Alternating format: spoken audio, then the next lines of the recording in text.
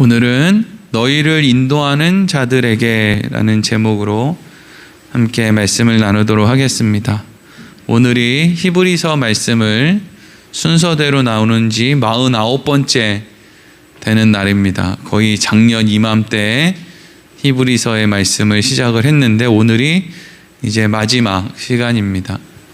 히브리서는 히브리서 기자, 유대인인 히브리서 기자가 유대인으로 기독교인이 된 히브리서의 수신자들에게 그 믿음을 이렇게 고취시키기 위해서 복음이 무엇인지를 다시금 설명해 주고 너희들이 의심하고 또 흔들리고 있는 것들이 어떻게 하나님께서 너희들을 온전하게 만드는 과정 속에 있는 것인지에 대해서 계속 반복해서 설명을 했죠. 그게 1장부터 13장까지 오늘 본문 앞에까지 있었던 내용의 말씀드립니다. 오늘 본문의 말씀을 통해서 우리가 함께 생각해 볼 것은 히브리서 기자가 히브리서 수신자에게 그러한 편지를 써서 보낼 때 이제 히브리서 수신자들이 어떤 공동체를 이루고 있었을 거 아니에요? 뭐 교회라고 할 수 있을 것이고 또 그 교회를 넘어서 또 여러 어떤 그 공동체를 이야기할 수 있는데 사실 우리가 생각을 해보면 히브리서의 기자가 편지를 썼을 때 히브리서의 수신자들이 그 편지를 받아보게 하는 그 과정 속에서 돕는 사람이 있었을 거 아니에요. 그러니까 믿음이 흔들리고 있는 사람한테 무슨 지금처럼 무슨 뭐 문자로 무슨 내용을 보내고 집으로 편지를 보내고 이런 게 아니라 그 공동체를 향해서 이 사람이 편지를 보냈을 때 그 편지를 받아다가 사람들을 모아서 이 편지에 히브리서라고 하는 이 편지의 내용을 사람들에게 이렇게 전해주는, 그래서 나 그거 안 듣고 싶어, 나 그거 내가 들어서 뭐해, 나는 다시 돌아갈 거야, 뭐 이런 행동을 하는 뭐 그런 사람들도 있었겠죠. 그런 사람들을 다시 권면해서 불러서 이 히브리서의 이 딱딱한 말씀을 좀 이렇게 듣게 하는 그런 과정 속에 있는 사람들이 있었을 것인데 오늘은 이제 그런 사람들, 다른 사람을 돕는 자리에 있었던 사람들에 대해서 우리가 좀 말씀을 나누려고 합니다. 여러분들, 교회는 누가 지킬까요? 교회는 예수님이 지키죠. 예수님이 교회의 머리로 계시기 때문에 교회는 예수님이 지킵니다. 근데 그러면 교회는 예수님이 육신으로 다시 이 땅에 오셔서 교회를 지키시느냐? 그건 아니겠죠. 예수님은 지금 하나님 보좌 우편에서 우리를 위해서 간구하고 있다. 그러니까 지금 육신으로는 우리와 함께하고 있지 않단 말이죠. 그럼에도 불구하고 교회를 지키는 것이 교회의 머리가 되신 예수님이다라고 이야기를 하려면 교회는 누가 지키느냐? 예수님의 마음을 가지고 있는 사람이 교회를 지키는 거죠. 그렇죠? 교회는 예수님의 마음을 가진 사람이 교회를 지키는 거예요. 그러면 히브리서 수신자들이 모여있는 그 교회라고 하는 곳을 예를 들어서 그 공동체 안에, 교회 안에 히브리서 수신자들이 모여있는 그곳에서 그 교회를 지키는 사람들이 있었을 거예요. 그 사람들을 다른 말로 하면 예수님의 마음을 가진 사람들이라고 이야기할 수가 있겠죠. 교회 안에는 어떤 사람은 갈등을 해요. 내가 다시 세상으로 갈까? 예수를 믿을까? 이번 주에 교회 나갈까? 그렇게 하지 말까? 내가 하나님 말씀대로 살까? 그렇게 하지 말까? 이렇게 그냥 자기 자신 하나를 놓고도 수도 없이 갈등하는 사람들이 있어요. 근데 어떤 사람들은 예수님의 마음을 가지고 누군가를 돕는 자리, 붙들어주는 자리, 위해주는 자리에 있는 사람들이 있다는 거죠. 그럼 교회는 어떤 사람이 지키겠어요? 나 하나도 제대로 건사 못해서 갈등하는 사람이 교회를 지키겠습니까? 아니죠. 다른 사람을 돕고 붙들고 하는 사람들이 결국에는 예수님의 마음을 가진 사람들이고 교회를 지키는 사람들이겠죠. 히브리서 수신자들이 모여있는 곳에 우리가 알아야 될 것은 이제 유대인들만 모여있는 곳이 아니었다는 거예요. 초대교회는 유대인들만 모여있는 곳도 물론 있었겠지만 대부분의 교회들은 유대인들만 모여있는 게 아니라 이방인들과 유대인들이 섞여 있는 거예요. 그러면 그렇게 모여있는 공동체에서 누가 더 믿음이 좋았느냐? 당연히 이방인들이 믿음이 더 좋았어요. 왜냐하면 이방인들은 예수 그리스도를 훨씬 더 알아듣기가 좋았단 말이죠. 은혜로 값없이 나에게 주시는 예수 그리스도의 은혜를 받아들이기가 너무 쉬운 거예요. 자격이 없으니까, 애초에 이방인이니까. 그런데 유대인들 가운데 예수를 믿게 된 사람들은 너무 생각할 게 많은 거예요. 성전에도 가야 될 것 같고, 율법도 지켜야 될 것 같고, 제사도 잘 드려야 될 것 같고, 이런 걸 안 하면 예수를 믿어도 지옥에 갈 것 같고, 막 그런 거예요. 그러니까 오히려 초대교회의 지도자들은 예수님의 제자들인 사도들이 순교한 이후에 점점 이어지는 기독교의 역사를 볼 때 오히려 유대인들보다 이방인들이 교회의 지도자 역할을 하는 것을 우리가 많이 볼 수가 있는 것이죠. 그래서 오늘 본문의 말씀을 보면은요, 이제 히브리서가 거의 이제 끝나고 나서 마치는 이야기를 한 다음에 첨가하는 말로 이 히브리서의 기자가 이런 언급을 하는 걸 볼 수 있어요. 23절부터 25절까지 우리 같이 읽겠습니다. 시작. 우리 형제 디모데가 놓인 것을 너희가 알라. 그가 속히 오면 내가 그와 함께 가서 너희를 보리라. 너희를 인도하는 자들과 및 모든 성도들에게 문안하라. 이탈리아에서 온 자들도 너희에게 문안하느니라. 은혜가 너희 모든 사람에게 있을지어다. 아멘. 다시 23절 띄워주시고요. 히브리서가 끝나는 그 지점에서 느닷없이 우리 형제 디모데가 놓인 것을 너희가 알라라고 하는 소식을 전해줘요. 그래서 이 글 때문에 사람들이 히브리서는 바울이 썼나 보다. 바울과 디모데는 거의 아버지와 자식의 관계처럼 끈끈했으니까 그래서 지금 바울이 디모데를 언급하고 있나 보다. 이렇게 이제 생각하는 사람들도 많이 있어요.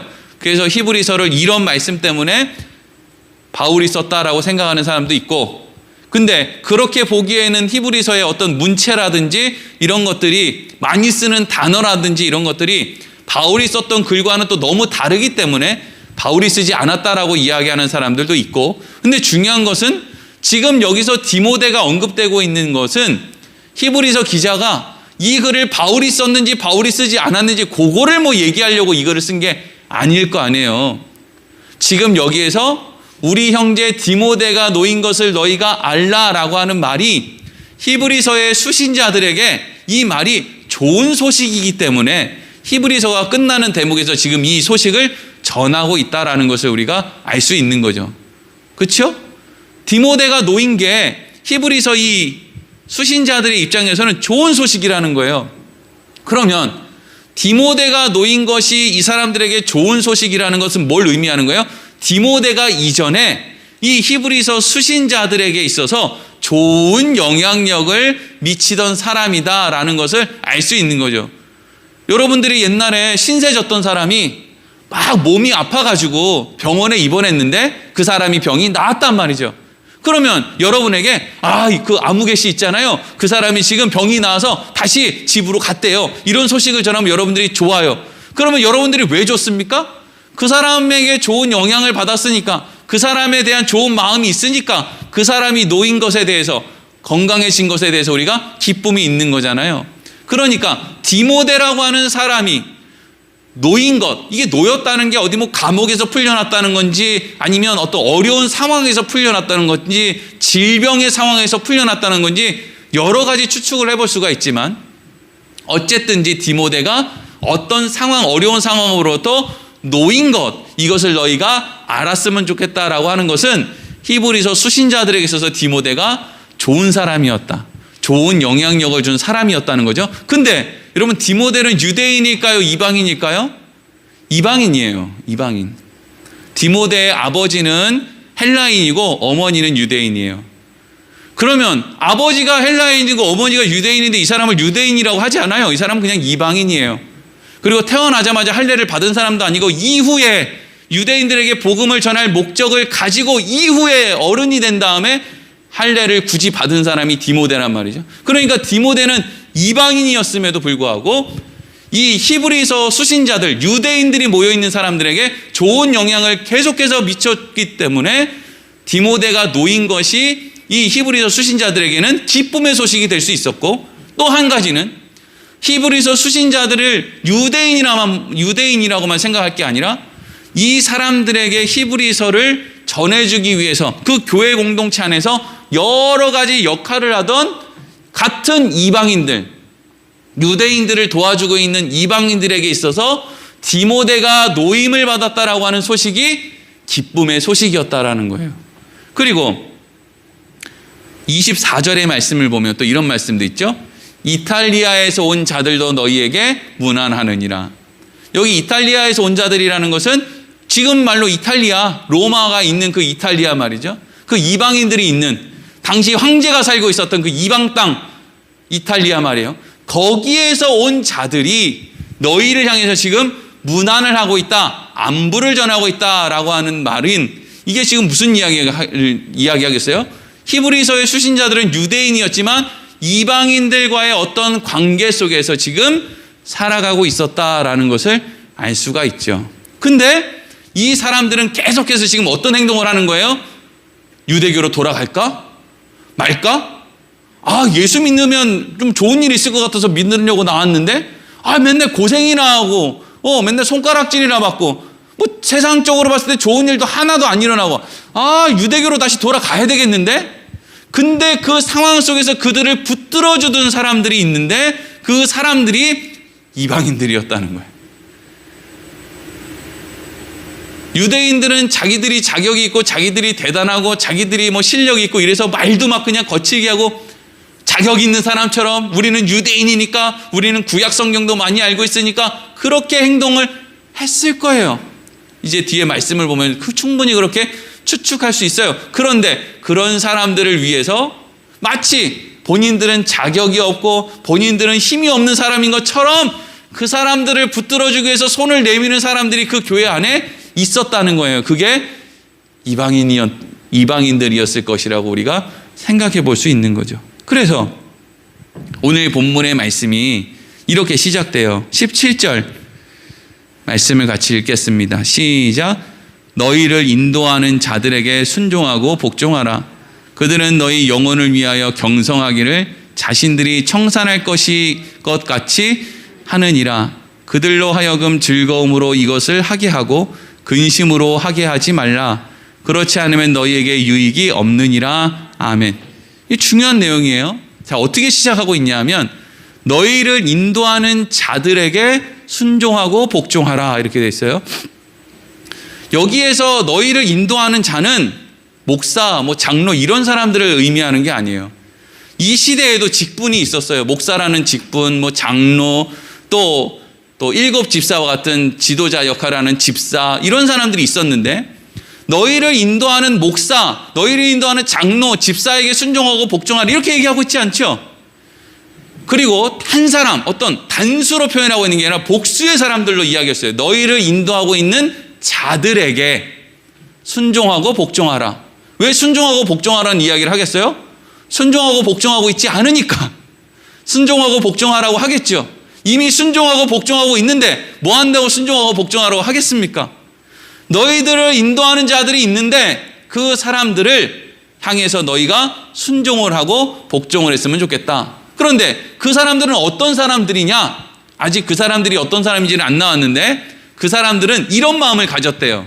그들은 너희의 영혼을 위하여 경성하기를.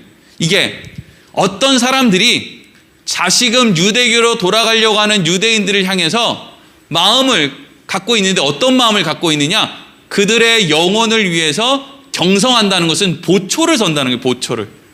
혹시라도 그 사람들이 다시 과거로 돌아갈까봐, 다시 세상으로 돌아갈까봐, 다시 율법으로 돌아갈까봐 전전긍긍하면서 그들을 향해서 보초를 서는 것처럼 하는 사람들이 있다는 거예요.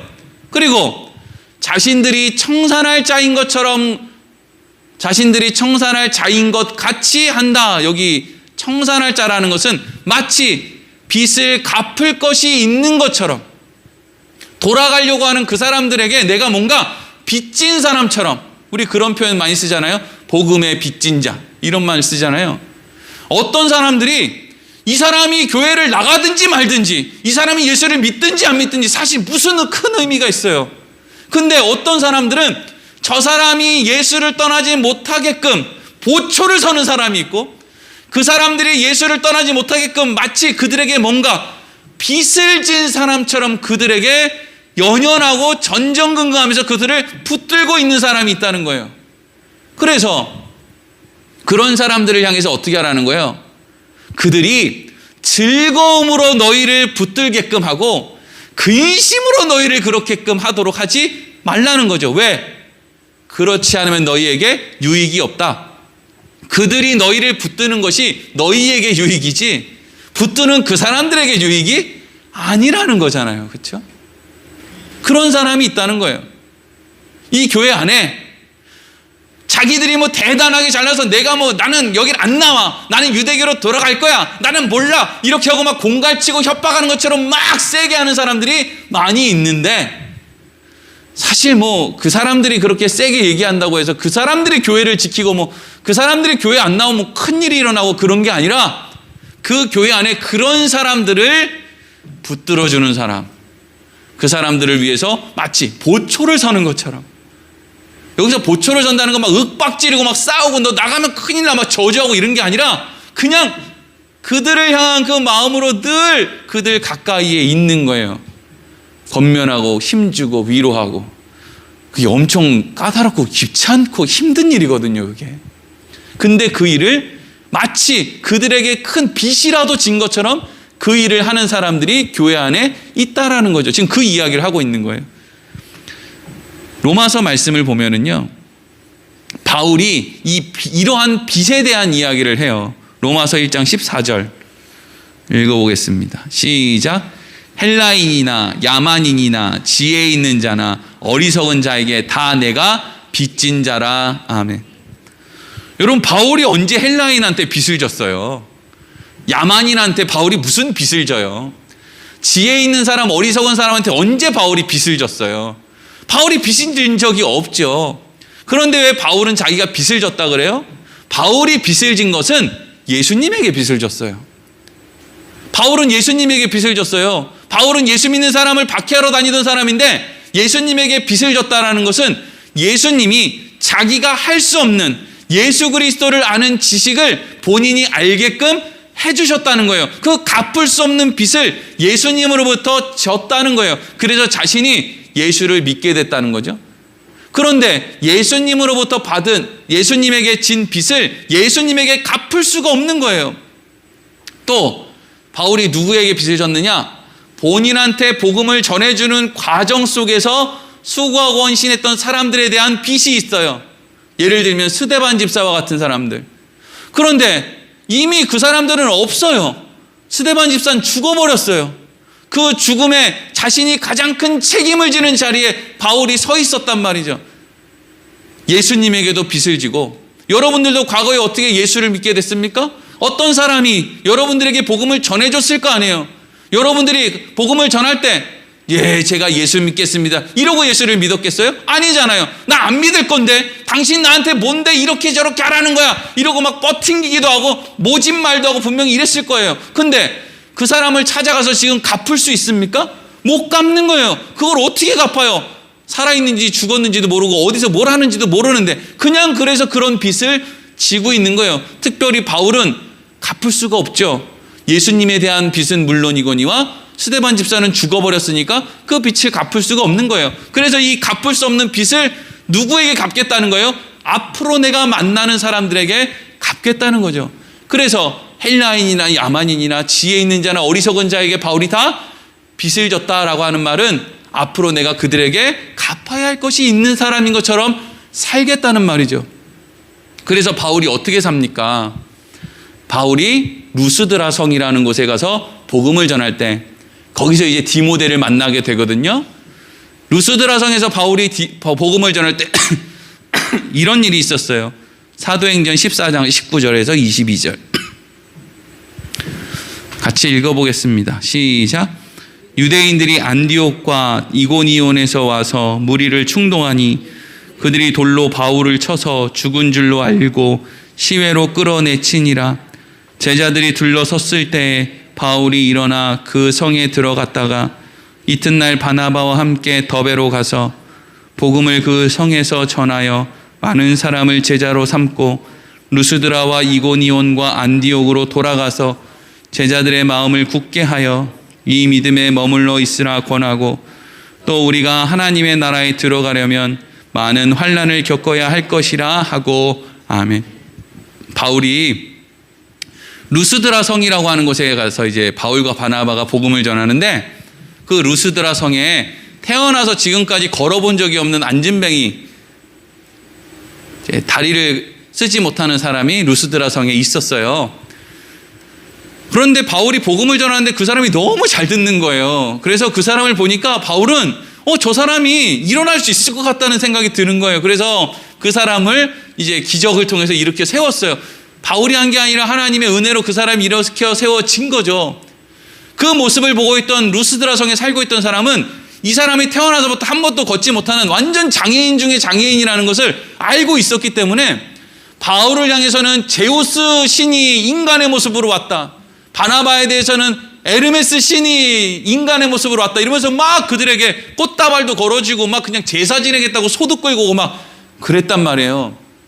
근데 그때 바울은 아니라고, 우리가 그런 신의 현현이 아니라고, 우리는 그런 사람이 아니라고 막 손짓을 하는데, 그때 누가 왔냐면 방금 읽었던 19절 말씀을 보니까 누가 와요? 유대인들이 안디옥과 이고니온에서부터 와서 무리를 충동했대요. 뭐라고 충동했냐 하면, 근데 너무 웃긴 게 이것도 이제 유대인들이 하는 짓이거든요. 이게 이방인이 하는 게 아니라 유대인들이 바울이 미우니까 루스드라 성까지 쫓아와서 무슨 말을 하느냐면요, 야, 니네들 말이야, 저 바울이 얼마나 무서운 사람인 줄 알고 저렇게 환영하는 거야? 바울이 전하는 복음이라는 것이 이 성에 전파되면은 니네들 신전을 섬기는 사람들 다 굶어 죽는 거야. 니네들 신상 팔아서 돈 버는 사람, 책 써서 우상 팔아서 돈 버는 사람 다 굶어 죽는 거야. 쟤네들이 전하는 게 얼마나 무서운데, 쟤네들이 전하는 예수를 믿으면 사람들은 더 이상 신전에도 오지 않고 신상도 사지 않고 니네 다 굶어 죽어. 이렇게 얘기를 하는 거예요. 그랬더니 방금 전까지 안진뱅이 이렇게 세웠다고 신의 현현이라고 그렇게 숭배하던 사람들이 니네들 밥줄 끊긴다는 이야기를 들으니까 돌연 변신을 하더니 돌멩이를 하나 짓다 들고 바울한테 돌멩이를 던지기 시작했다고요. 여러분, 돈이 걸리면요, 방금 전에 친구였고 뭐 사이가 그렇게 좋았어도요, 금방 여러분들을 향해서 돈을 던질 거니까 그걸 너무 이상하게 생각하지 말고 사세요. 인간은 원래 그래요. 그래서 바울이 돌에 맞아가지고 거의 다 죽었어요. 이거 뭐 죽게 된 것도 아니고 거의 다 죽었다고 생각했어요. 그래서 질질 끌고 루스드라 성 밖으로 이렇게 던져버렸단 말이에요. 근데 이게 죽었다가 부활한 건지 아니면 세상 말로 그냥 반만 죽은 건지, 바울이 시간이 지나고 나니까 푸시시 일어난 거예요. 막 피투성이가 됐겠죠. 푸시시 일어났어요. 우리 같으면 어떻게 하겠습니까? 교회에 나왔는데 누가 내 딱 일어났는데 딸렸다.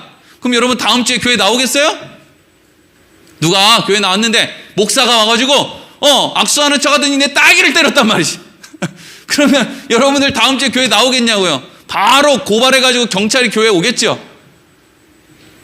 근데 바울은 지금 거의 죽었다가 나왔어요. 거기 있는 사람들이 돌에 맞아서 죽었다가 이제 얼마나 무서웠겠어요. 기분도 얼마나 나빴겠어요.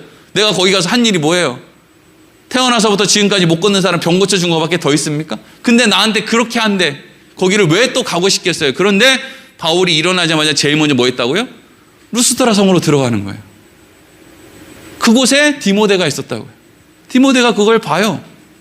루스드라 성에 가서 바울이 뭐 했겠습니까?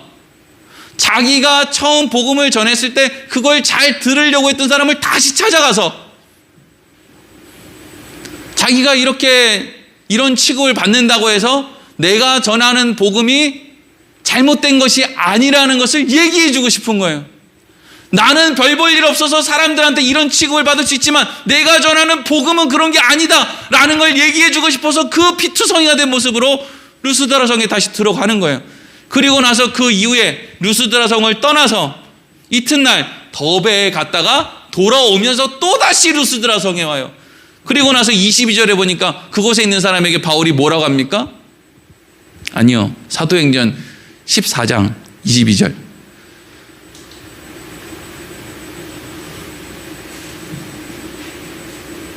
네, 같이 다시 읽어보겠습니다. 시작. 제자들의 마음을 굳게 하여 이 믿음에 머물러 있으라 권하고 또 우리가 하나님의 나라에 들어가려면 많은 환난을 겪어야 할 것이다 하고 아멘.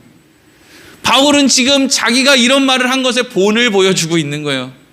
마치 루스드라 성에 있는 사람에게 자기가 빚을 진 것처럼. 그랬더니 여러분 이때 루스드라 성에 있던 디모데가 바울이 전하는 복음을 받아들이고 어떻게 내가 예수를 믿게 되었나? 어떻게 바울은 우리에게 이걸 전하기 위해서 저렇게까지 할 수 있나?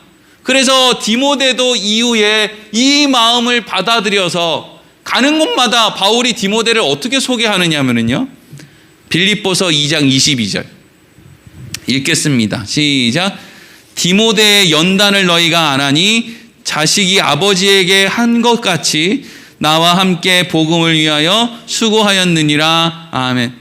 디모데의 연단을 너희가 안 하니 이런 표현을 쓸 정도면 디모데가 고생을 했다는 얘기겠어요? 안 했다는 얘기겠어요? 누가 봐도 고생을 했다는 얘기예요. 누가 봐도 힘들고 어려운 일을 마다하지 않았다는 거예요. 디모데의 연단을 너희가 안 하니 그는 그것을 마다하지 않았다는 거죠. 마치 복음의 빚을 진 사람처럼. 바울이 그렇게 했던 것처럼, 예수님이 그렇게 했던 것처럼 그 길을 걸어오는 그 복음의 빚을 진 사람과 같은 행동을 디모데가 했다는 거죠. 또 데살로니가전서 3장 2절에서 3절 읽어보겠습니다. 시작. 우리 형제 곧 그리스도의 복음을 전하는 하나님의 일꾼인 디모데를 보내노니 이는 너희를 굳건하게 하고 너희 믿음에 대하여 위로함으로 아무도 이 여러 환난 중에 흔들리지 않게 하려 함이라. 우리가 이것을 위하여 세움을 받은 줄을 너희가 친히 알리라. 아멘. 바울이 디모데를 데살로니가 교회로 보내면서 이런 말을 해요. 내가 너희에게 하나님의 일꾼인 디모데를 보내는데, 2절이요. 하나님의 일꾼을 보내는데 디모데가 거기 가기만 하면 너희를 굳건하게 할 거고 너희의 믿음에 대해서 위로하게 될 거다. 또 3절에 보니까 아무도 여러 환난 중에서 흔들리지 않게 될 거다 라고 하는 말을 해요. 그러니까 디모데가 데살로니가에 가면 그건 뭐 한다는 거예요? 사람들에게 호통치고 너 그렇게 하면 망해, 너 그렇게 하면 저주받아, 이렇게 하겠습니까? 그러면 사람들 다 떠나고 없죠. 바울이 그곳에 가서 너희를 위로한다, 너희를 세운다, 어려운 가운데서 너희가 흩어지지 않게 한다 라고 하는 게 뭐예요? 디모데가 거기 가서 너희를 붙들고 마치 너희들에게 빚이 있는 사람과 같이 너희들을 위해서 보초를 서고 너희를 붙잡아 줄 거라는 것이죠. 그 가운데 일어나는 환난을 마다하지 않을 거라는 거죠. 자, 그래서 지금 오늘 하고 싶은 이야기가 뭐예요? 히브리서의 기자가 히브리서 수신자들에게 히브리서라는 편지를 써 보내는 이 과정 속에서 성경에는 언급되지 않지만 우리는 얼마든지 볼 수 있는 많은 복음의 빚진 자들이 그 안에 있었다는 거예요. 그리고 그 사람들이 교회를 실질적으로는 지키고 있었다는 거죠. 교회에서 큰 목소리 내는 사람이 교회를 지키고 교회를 움직이는 게 아니고 오히려 그 사람들을 붙들고 그 사람들을 위해주고 그 사람들을 어떻게 하면 교회를 떠나지 않게 할까라고 고민하고 있는 다른 말하지 않는 그 사람들이 있기 때문에 교회가 유지되는 거지, 목사 때문에 교회가 유지되는 것도 아니고 장로 때문에 유지되는 것도 아니고 말하지 않고 그 자리를 묵묵히 지키는 그 사람들, 그럼에도 불구하고 뭔가 빚을 진 사람처럼 자신의 자격을 드러내지 않는 그런 사람들이 있었기 때문에 교회가 지켜질 수 있었고 기독교 역사가 그렇게 지금까지 이어져 올 수 있었다 하는 거죠. 그러면서 히브리서 기자가 마지막으로 히브리서의 수신자들, 그러니까 유대인들, 또 유대인들을 붙들고 있는 이방인들, 예수 믿는 사람들, 그 사람들을 향해서 마지막으로 권면하는데 이게 히브리서의 마지막 권면이에요. 오늘 20절과 21절이에요. 같이 읽어보겠습니다. 시작. 양들의 큰 목자이신 우리 주 예수를 영원한 언약의 피로 죽은 자 가운데에서 이끌어내신 평강의 하나님이 모든 선한 일에 너희를 온전하게 하사 자기 뜻을 행하게 하시고 그 앞에서 즐거운 것을 예수 그리스도로 말미암아 우리 가운데서 이루시기를 원하노라. 영광이 그에게 세세 무궁토록 있을지어다. 아멘. 이게 여러분 히브리서 기자가 앞으로 너희들의 삶이 이러했으면 좋겠다, 너희들의 삶이 이렇게 되면 난 너무 좋을 것 같다 라고 하는 권면인데, 이 말씀을 20절 21절의 말씀인데 20절 21절 순서대로 읽지 말고 21절부터 무슨 뜻인지를 보면 이렇게 돼요. 하나님이 너희를 모든 선한 일 가운데 온전하게 했으면 좋겠어. 하나님이 하나님의 뜻을 너희들의 인생 가운데 드러내 보이셨으면 좋겠어. 그리고 그 앞에서 즐거운 것을 예수 그리스도로 말미암아 우리 가운데 이루셨으면 좋겠어. 이렇게 이야기를 해요. 자, 이걸 정리하면 이런 거예요. 하나님이 너희들의 삶을 예수 그리스도와 같이, 예수 그리스도께서 그렇게 하나님의 뜻대로 살아가시고 하나님 뜻대로 온전해지신 것처럼 너희들도 예수님처럼 그렇게 됐으면 좋겠어 라고 권면하고 있는 거예요. 21절만 보면 그냥 막연하게 그 말씀만 보면 좋은 말씀이네. 우리 보고 예수님처럼 하나님이 우리를 온전하게 하시고 하나님이 우리를 아름답게 하고 뭐 좋은 얘기네. 이제 21절만 보면 그렇거든요. 근데 20절의 시작이 어떻게 되냐 하면은요, 20절 뭐라고 되어 있어요? 양들의 큰 목자이신 우리 주 예수를 영원한 언약의 피로 죽은 자 가운데서 이끌어내신 평강의 하나님. 자, 이 안에는 예수님이 지금 뭐 했다는 전제가 깔려 있어요? 죽었어요. 죽었어. 양들의 큰 목자이신 아주 자격이 있고 실력이 있는 그분이 영원한 언약 속에서 어떻게 됐다는 거예요? 죽었다는 거예요. 이게 핵심이죠. 죽었다. 근데 죽고 나니까 하나님이 어떻게 했다는 거예요? 평강의 하나님이 그 죽은 예수를 살려냈다 이거죠. 그 이야기를 해놓고 다음 장에 뭐하고 돼 있어요? 너희도 그렇게 됐으면 좋겠다. 너희가 그렇게 되는 게 사실은 이 글의 목적이다 이거죠. 그러면 그게 뭐예요? 니네도 죽어라 이거죠. 니네도 죽어라. 누가 죽습니까? 신앙생활 하는데 누가 죽어요? 오늘날 그리스도인들 중에 순교하라고 하는 사람 있습니까? 여러분 순교하라고 하면 하실 거예요? 대한민국은 순교하라고 하지 않아요. 이미 기독교는 힘이 너무 세져가지고 여러분들에게 순교라는 말만 꺼내도 나라가 뒤집어질 거예요. 우리는 예수 믿기 때문에 죽을 일이 없어요. 그럼 우리 보고 너희가 예수처럼 죽어야 된다라고 얘기할 때 우리는 뭐가 죽어야 되는 겁니까? 도대체 우리는 뭐가 죽어야 되죠? 여러분들 우리는 뭐가 안 죽었습니까? 우리의 욕심, 자존심, 자격지심, 나를 드러내고 싶은 것. 오늘 2부 예배 기도가 한 권사님인데 그거 지난주에 주보를 못 봐가지고 준비를 못했다고 저한테 못할 것 같다고 아침에 전화가 왔어요. 아무한테도 부탁을 할 수가 없어요.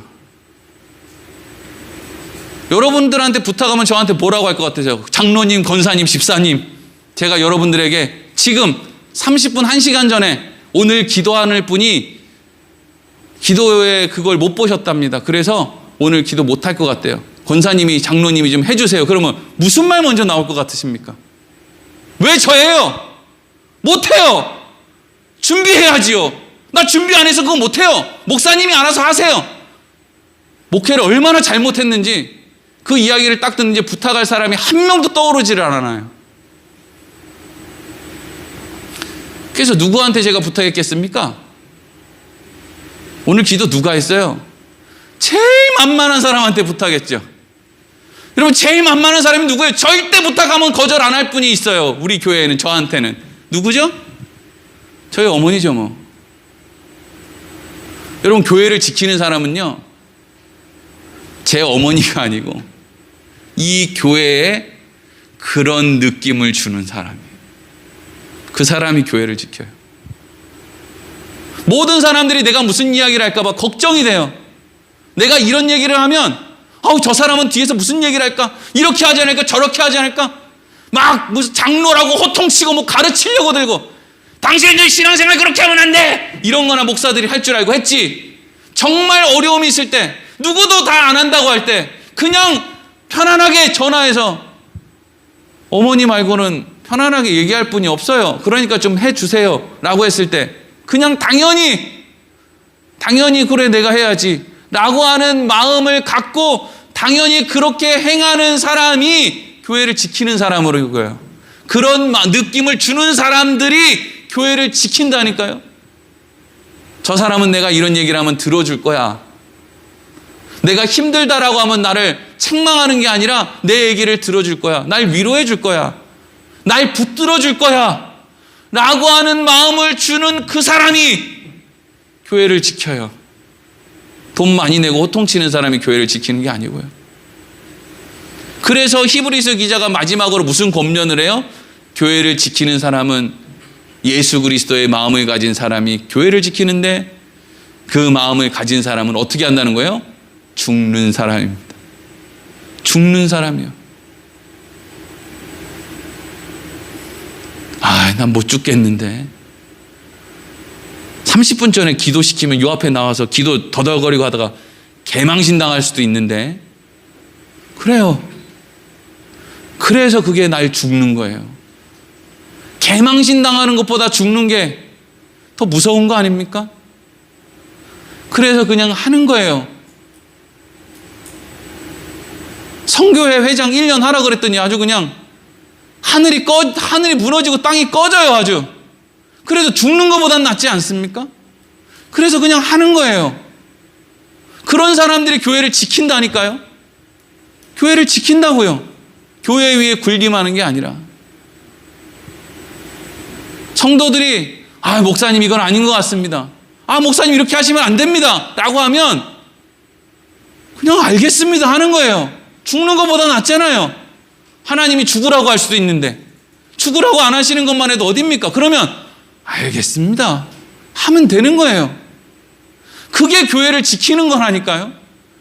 어디 감히 목사한테 이래라 저래라 해. 이래서 그냥 목사하고 장로하고 싸우고 막 권사들하고 막 감정 싸움을 하고 이러면요 누가 교회를 지킵니까?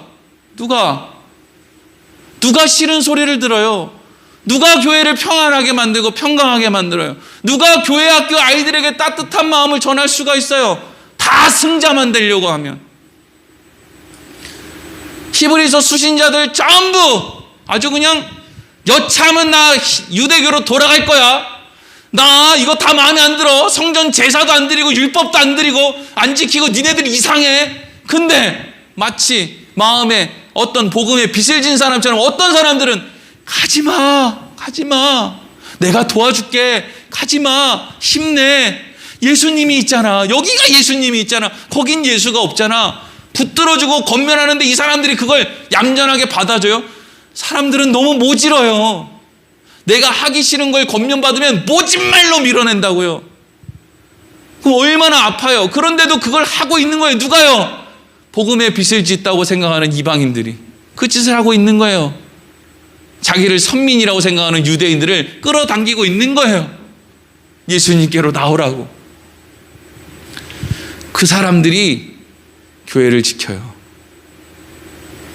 그게 교회를 지키는 사람이에요. 여러분들 우리는 히브리서의 말씀 안에 잘 드러나지 않지만 그 사람들을 위해서 끊임없이 움직이고 있는 어떤 사람들이 있었다는 것을 꼭 발견할 수 있어야 돼요. 그게 우리의 모습이어야 되거든요. 진짜 주인공은 그런 사람들이거든요. 하나님 나라에서 칭찬받는 사람들은 100명, 1000명 전도해서 자기 전도 왕 됐다고 손 흔드는 사람이 아니라 그런 사람들이 그냥 죄다 교회 데려다 놓으면 그 사람들 그냥 찾아보고 그 사람들이 안 나올까 노심초사하고 마음을 다해주고 싫은 소리 들어주고 청소하고 밥 해주고 그런 거 해주는 그 사람들이 사실은 주인공이에요. 그게 교회 주인공이라고요. 그들은 끊임없이 난 자격이 없어요. 아는 것도 없어요. 내가 할 줄 아는 게 이거밖에 없어서 이거 하는 거예요. 라고 하겠지만 실질적으로는 하나님이 그분들을 통해서 교회를 끌고 가고 있는 거예요. 예수님의 마음을 가진 거죠. 여러분들, 우리 부여 온누리 교회가 정말 그런 예수님의 마음을 가지는, 누구에게나 편안한 마음을 나누어 줄 수 있는, 내가 죽어서 저 사람이 기쁠 수 있으면 난 복음에 마치 빚을 진 사람처럼 내가 그렇게 해야지라고 하는 그 마음을 갖고, 예수님의 마음을 갖고 살아갈 수 있는 우리 성도들, 저와 여러분들이 되기를 간절히 소망합니다. 기도하겠습니다.